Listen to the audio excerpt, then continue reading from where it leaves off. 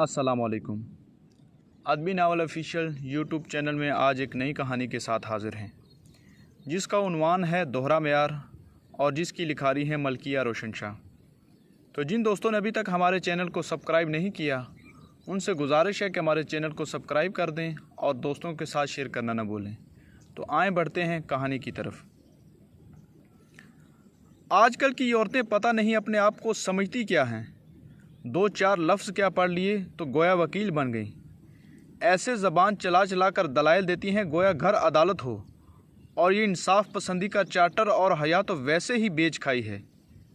9 बजे तक सोती रहेंगी और फिर अपनी मर्ज़ी से उठकर यूं लशक पशक होकर कमरे से निकलेंगी जैसे पाउडर की दुकान अपना आप किसी सर्कस में पेश करने को करतब दिखाने निकली हों। ना शर्म ना हया। किसी के जवान ससुर और देवर घर में फिर रहे हैं। ये मटक मटक करती सैया जी को हंस हंस कर देखती दिन चढ़े बावर्ची खाने में घुस जाएंगी। अल्लाह माफ़ करे, क़यामत की निशानियां हैं। एक हमारा दौर था, यूं लंबा घूंघट जो पेट से थोड़ा ही ऊपर होता था, जो किसी और को तो क्या शोहर को देखना ही अब्स था। और ना ही हमें ज़रूरत थी कि लजा हमें इजाज़त ही ना देती थी। सारी ज़िंदगी गुजार दी लेकिन शोहर को भी ढंग से ना देखा कि सास ससुर क्या सोचेंगे कि कैसी बेहया बहू है। और ससुर के सामने तो कभी आवाज़ भी ना निकाली कि अम्मा बाबे की इज़्ज़त पर बात ना आ जाए। आह क्या वक्त था। मैं बूढ़ी जान अब भूखी ही जाऊंगी। क्या सोचेगा दामाद के सास 10 बजे भी नाश्ते के बगैर आई है। पर जब अपना ही खून गंदा निकल आए तो बंदा किस मुंह से किसी दूसरे को कुछ कहे। जब अपना बेटा ही ना हल्फ और ना फरमान हो चुका है तो बहू के तो पर पुर्जे निकलने ही हैं ना। चलो खालदा, अब यहाँ मज़ीद खड़े होकर वक्त बर्बाद करने का तो कोई फ़ायदा ही नहीं है। बहू बेगम तो अपने वक्त पे ही निकलेंगी। वो ऊंची आवाज़ में आखिरी कोसना देती हुई खालदा को साथ चलने का इशारा करती बाहर की जानब निकल चुकी थी, बग़ैर ये सोचे कि सारी रात नईमा गुर्दे के दर्द से कराहती हुई करवटों पे करवटें बदलती रही थी। वरना वो कितनी फर्मा बरदार बहू थी ये खालदा समेत पूरा महल्ला जानता था। लेकिन उनकी ज़बान के नश्तर फिर भी जारी रहते। खालदा उनकी बातों पे कफ़े अफसोस मलती साथ हो ली, लेकिन उनकी ज़बान के जोहरों से खाइफ होती कुछ नहीं बोली थी। आज उनका हदफ खाला के साथ अपनी बेटी के घर जाना था, जो अभी कुछ अरसा पहले ब्याही गई थी। उसका घर उनसे चंद गलियां छोड़ कर ही था। मजाल है कि मेरी बेटी यूं 10 बजे तक गधे घोड़े बेच कर सो जाए। बख्तों वाली है मेरी बेटी, सुबह 5 बजे ही उठ जाती है। जी खाला। वो रास्ते में भी उनकी बातें सुनती चुप ही थी और फ़कत हाँ कहने पर ही इक्तफ़ा कर रही थी। अब तक देखना कैसे सारे काम निपटा कर बैठी होगी। जी। वो घर के दरवाज़े पर पहुंच चुकी थी, इसलिए वो भी खामोश हो चुकी थी। 2 मिनट बुरे तरीके से दरवाज़ा पीटने के बाद धड़ से दरवाज़ा खुला था, जिस पर वो हक्का बक्का रह गई थी। सामने ही बेजाज सी शक्ल लिए उनका दामाद खड़ा था, जिस पर वो खालदा के सामने उसके अंदाज़ और रवैये पर शर्मिंदा सी हो गई थी। बेटा अंदर आ जाएं। जब अगले कई लम्हे भी वो आगे से ना सरका तो वो खुद ही अंदर आने की इजाज़त मांगने लगी। जी। वो फाड़ खाने वाले अंदाज में कहकर साइड देता हुआ आगे वॉशरूम के सामने बने बेसन के सामने जा खड़ा हुआ था।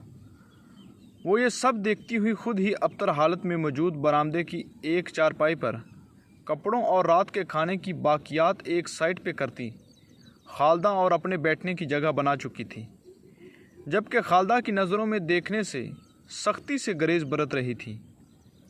पूरा घर किसी उजाड़ खाने का मंजर पेश कर रहा था। सारा फर्श खूब गंदा हो रहा था।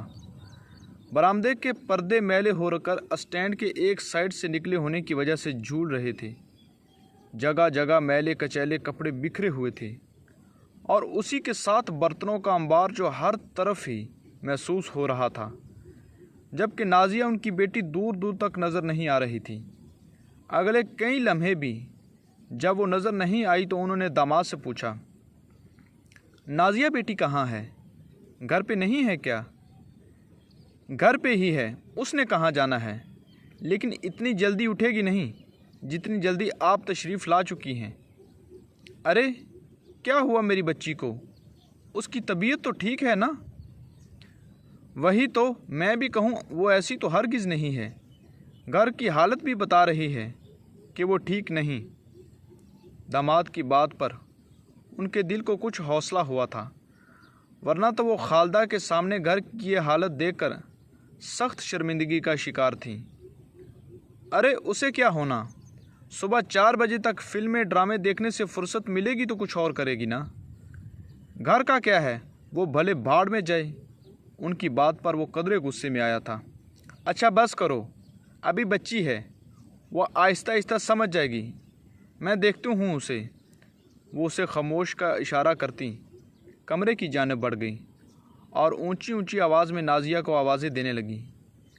ان کے 5 بار اونچی آواز میں بلانے پر نازیہ کی چنگاڑتی ہوئی آواز سب کے کانوں میں پڑی تھی۔ کیا ہے اماں؟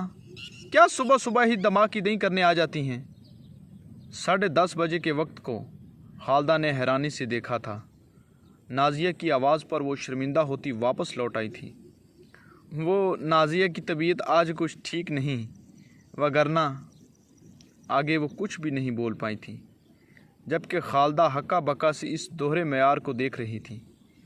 کہاں نعیمہ اور اس کی قسمت تھی جو ساری رات درد سے کراہ کر بھی بہانے بازی کے ڈرامے لگانے کا سن رہی تھی، کیونکہ وہ بہو تھی۔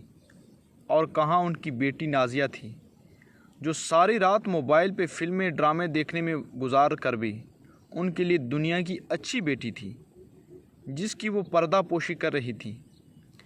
یہ زمانہ اور اس کے دوہرے معیار آخر کب تک ایسے ہی چلتے رہیں گے؟